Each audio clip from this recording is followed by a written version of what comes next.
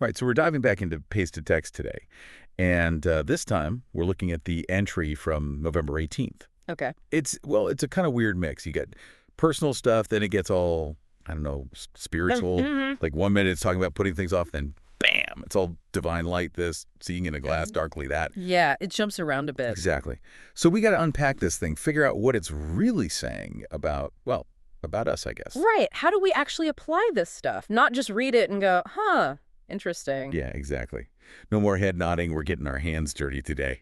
I like that. So, to start, I got to say, the part about procrastination, that hit me hard. Yeah, it's relatable, right? Big time. And what's crazy is how it ties that to, get this, alcohol. Like one feeds the other. It's like this cycle, you know? You drink, you get all these big ideas. Oh yeah, the tomorrow I'll conquer the world feeling. Exactly.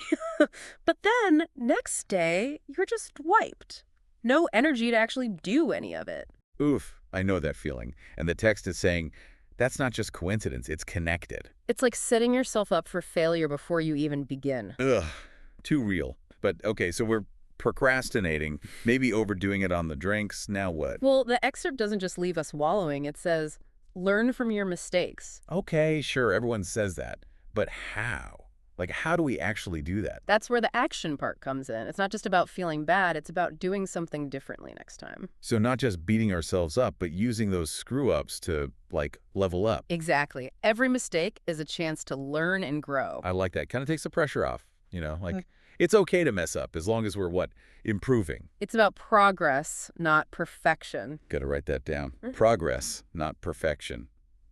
Okay, but now, this is where it gets really tricky. The divine light part. You nailed it. What is that all about?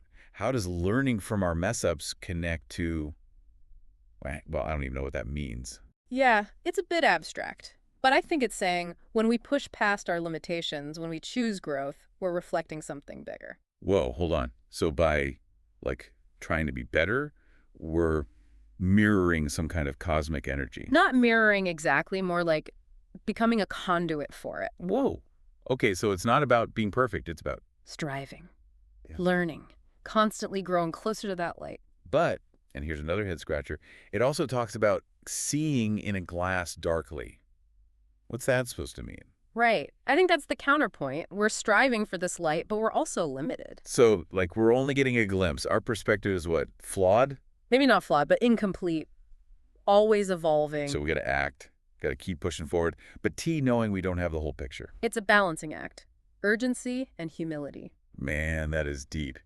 So what are we left with? This excerpt throws a lot at us. It does. Procrastination, alcohol, learning from mistakes, this idea of divine light. It's a lot to process. But I think the core message is, well, to act. To act, but with the awareness that our view is limited, always changing.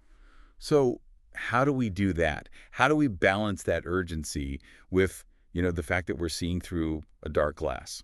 That's the challenge, isn't it? And I think it's one we're all figuring out as we go. Yeah, it's a journey. And hey, maybe that's the point. To keep moving forward, keep learning, keep reflecting, however imperfectly. And maybe, just maybe, that's how we start to see a little clearer. Food for thought. All right. All right, folks, that's our deep dive for today. Thanks for joining us. Until next time.